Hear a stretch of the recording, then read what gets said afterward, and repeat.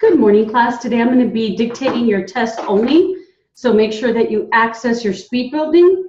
You've got 1 minute at 180 lit, and here it is, 1 minute, you all.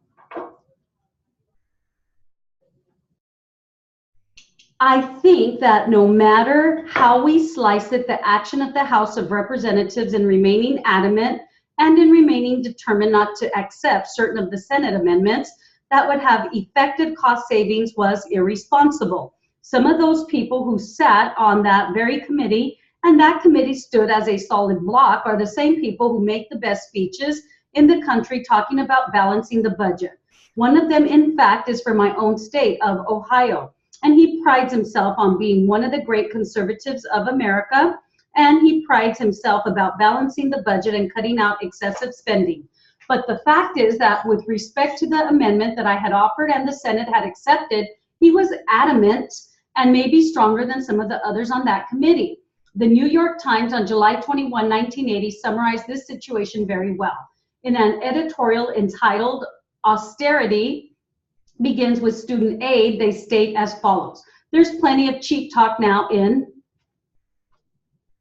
so we have on your 180 lit, proper names, you have Irene, Obsessive Compulsive Foundation, US, Hawaiian, Julia.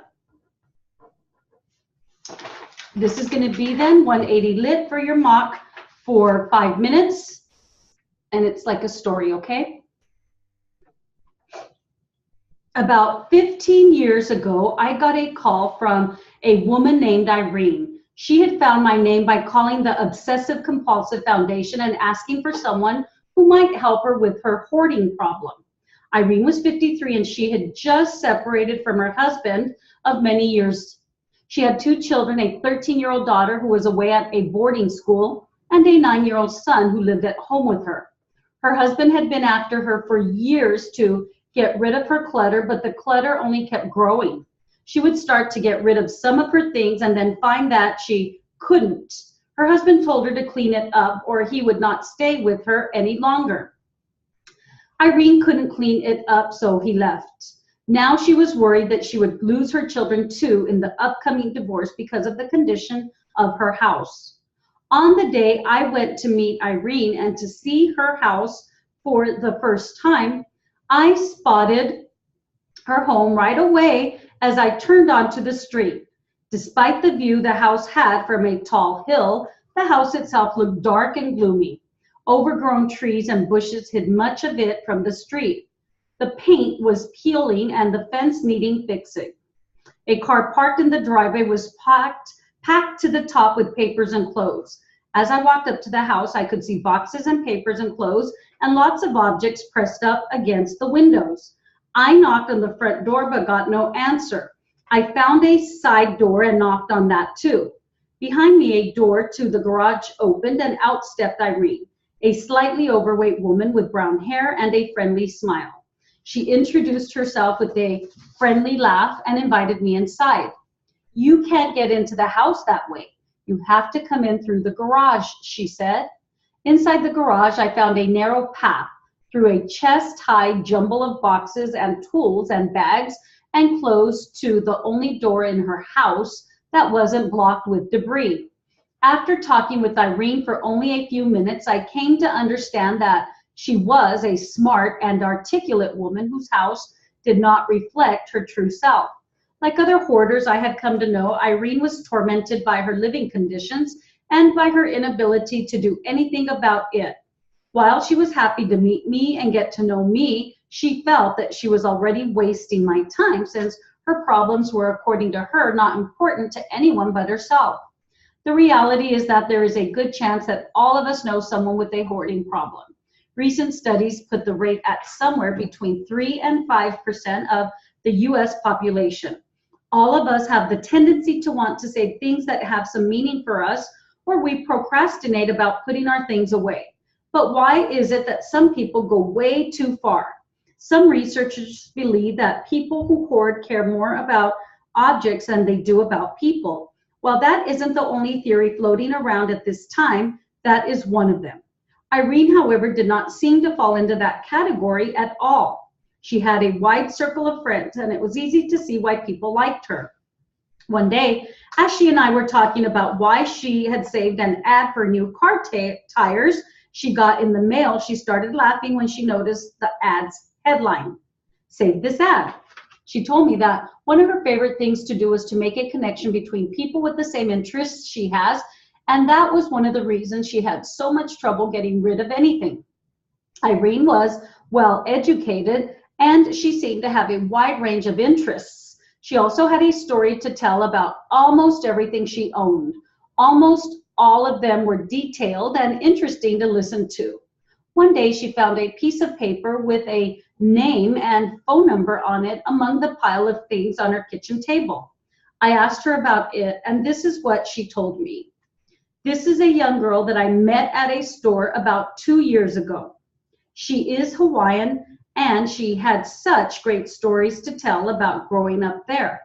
And I thought my daughter might like to meet her sometime. They are about the same age, and she was such a nice girl. I was sure Julia would like to get to know her." But Julia wasn't interested in meeting this girl, so I thought about writing to her myself, but I never did. Still, I don't want to get rid of this piece of paper in case Julia changes her mind one day. This was the exact sort of response I was to get from Irene time and time again when I worked with her. She was not able to discard anything without exhausting all of the options, and even then, she often chose to hang on to an object. People,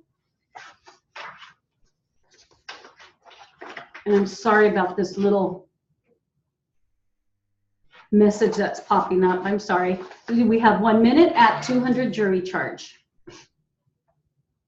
Madam Foreman, ladies and gentlemen of the jury, the others, as a matter of law, the one which charged armed robbery and the others I have left for your consideration, and by doing so, I do not intimate any opinion as to what you should or should not find with reference to the facts and to your ultimate verdict. I previously told you that the indictment does not constitute evidence in any manner or to any extent, but merely permits the trial to be held. The state must prove the guilt of an accused beyond a reasonable doubt before there may be a conviction as to any particular count in the indictment. The defendant has entered a plea of not guilty. He is presumed to be not guilty, and this presumption carries throughout the entire trial unless or until it is removed by evidence satisfying you of the guilt beyond a reasonable doubt. This term means what it would imply, not a fanciful, whimsical, or a capricious doubt, but a reasonable doubt, sometimes called a substantial doubt. It is a doubt arising out of the testimony and or evidence in the case or the lack of testimony or evidence in a case, which leaves the mind of a fair and impartial juror in a wavering. And so you have on your 200 jury charge, you have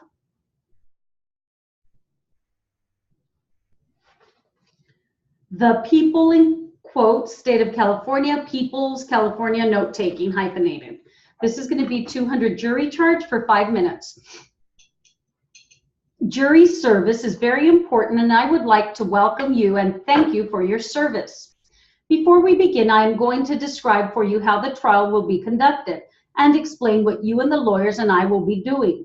When I refer to the people, I mean the attorneys from the district attorney's office who are trying this case on behalf of the people of the state of California. When I refer to defense counsel, I mean the attorney who is representing the defendant.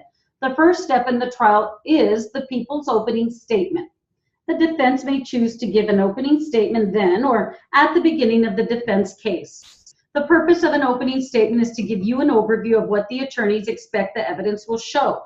Next, the people will offer their evidence. Evidence usually includes witness testimony and exhibits. After the people present their evidence, the defense may also present evidence, but is not required to do so. Because he is presumed innocent, the defendant does not have to prove that he is not guilty. After you have heard all the evidence and before the attorneys have given their final arguments, I will instruct you on the law that applies to the case. After you have heard the arguments and instructions, you will go to the jury room to deliberate. I will now explain some basic rules of law and procedure. These rules ensure that both sides receive a fair trial. During the trial, do not talk about the case or about any of the people or any subject involved in the case with anyone. not even your family, friends, spiritual advisors, or therapists. You must not talk about these things with the other jurors either until the time comes for you to discuss your deliberations. As jurors, you may discuss the case together only after all of the evidence has been presented, the attorneys have completed their arguments, and I have instructed you on the law.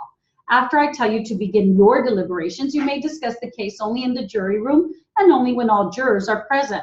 You must not allow anything that happens outside of the courtroom to affect your decision unless I tell you otherwise.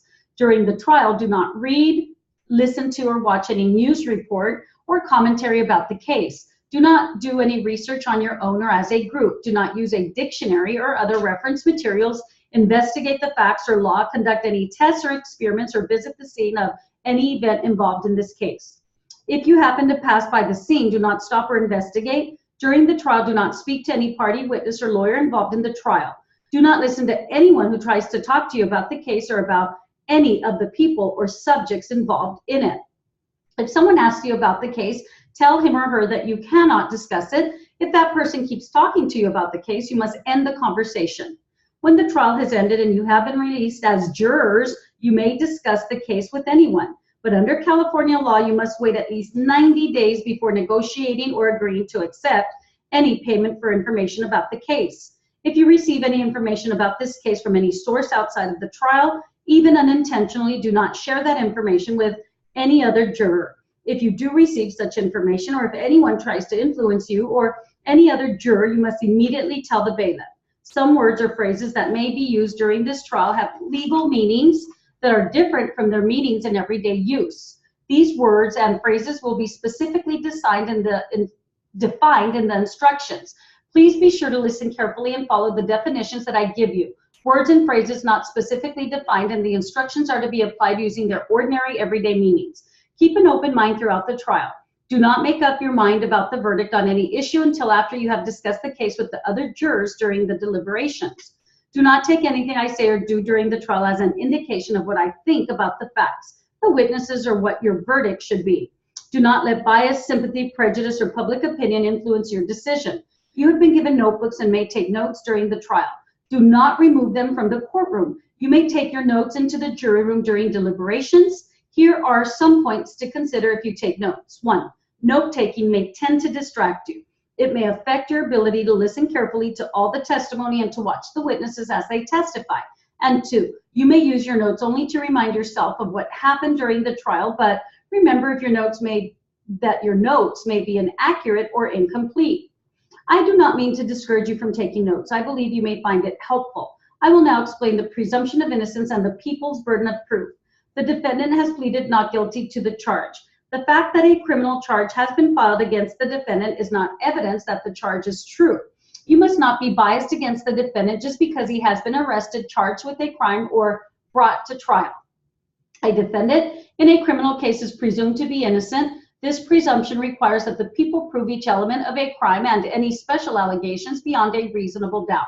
Whenever I tell you the people must prove something, I mean they must prove it beyond a reasonable doubt unless,